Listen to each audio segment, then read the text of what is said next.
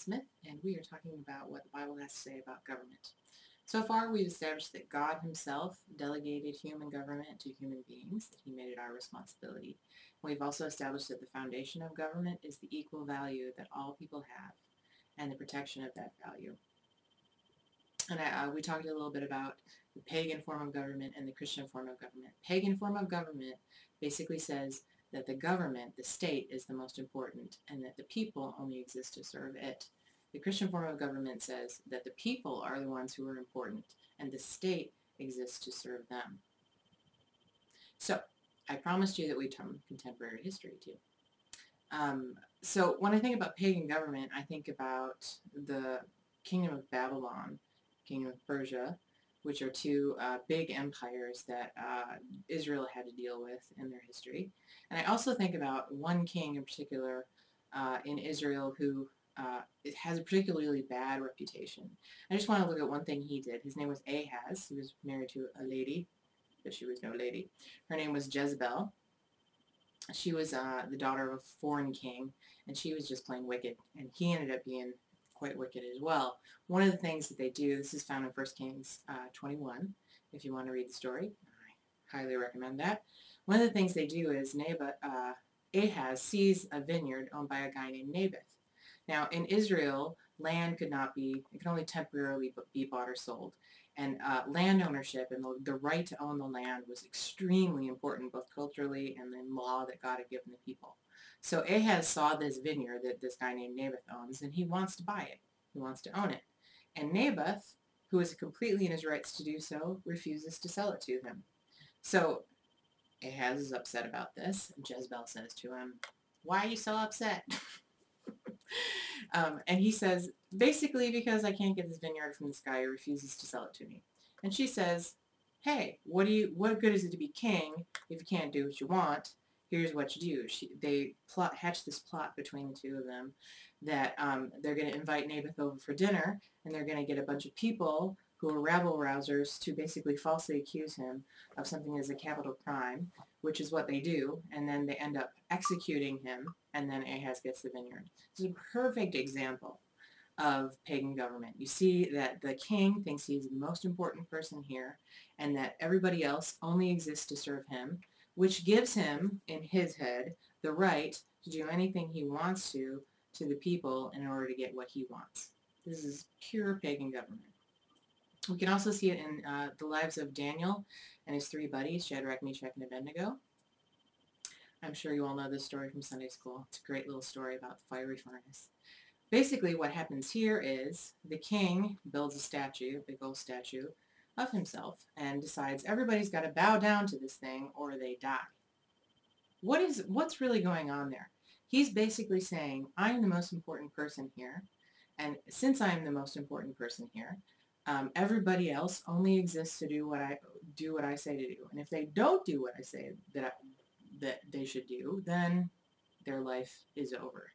So these three guys, I mean, when I think about like this really happening to real people, I think, wow, Shadrach, Meshach, and Abednego had amazing faith and amazing courage because they basically didn't bow.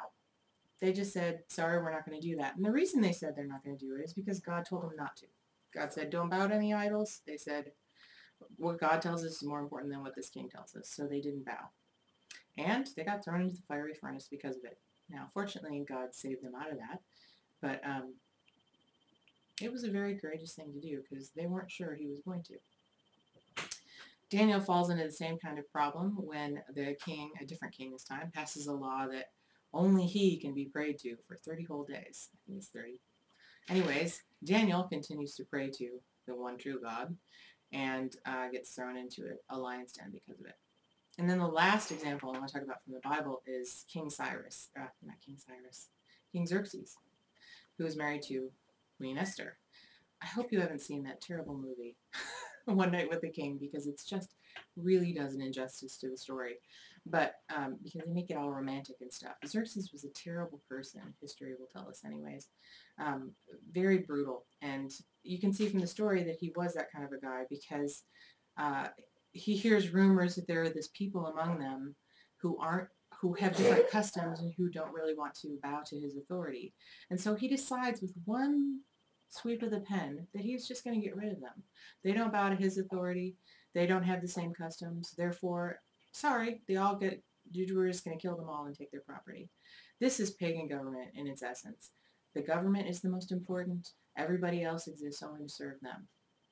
And if you get in their way, your life is forfeit. You can look at any government on the planet and decide and really figure out what kind of government they're functioning according to. Who is the most important? Is it the state, or is it the people that the state are supposed to serve? I'm thinking of, we've talked about China already. China is a perfect example of a pagan government because it really believes that the people that live in China are there, the Chinese people are there to serve the glory of China. Now, it may think of all of them as one group together, and of course they should serve it because they're serving themselves that way. But because of the way they act, like if you don't agree with them, you can be imprisoned. If you speak out against the government, if you do activities that the government has determined are illegal, like, for example, if you're a Christian, you share your faith with somebody else, that can be considered illegal activity, and you can be put in jail, tortured. They can do whatever they want to you just because you have a different opinion about something. This is the hallmark of pagan government. There are so many examples, but when you get right down to it, the basic idea is, who is most important? Is it the state or is it the people? That is what determines whether government is pagan or Christian. Next time, we are going to talk about some things that God put in place for the nation of Israel, that when they lived according to it, they had justice and peace in their land. Thank you. Well, thank you for watching this week's special edition of Activist Academy Weekly. Don't forget to check us out on our website, www.activistacademyweekly, to get the latest information on blog updates, as well as taking advantage of our free academic resources, as well as our free community organizing trainings and biblically based trainings, and of course our unique and dynamic social networking tools that are specially tailored for Christian community activists such as yourself. Well, until next week, this is Keelan Blackwell wishing you a good day and good night.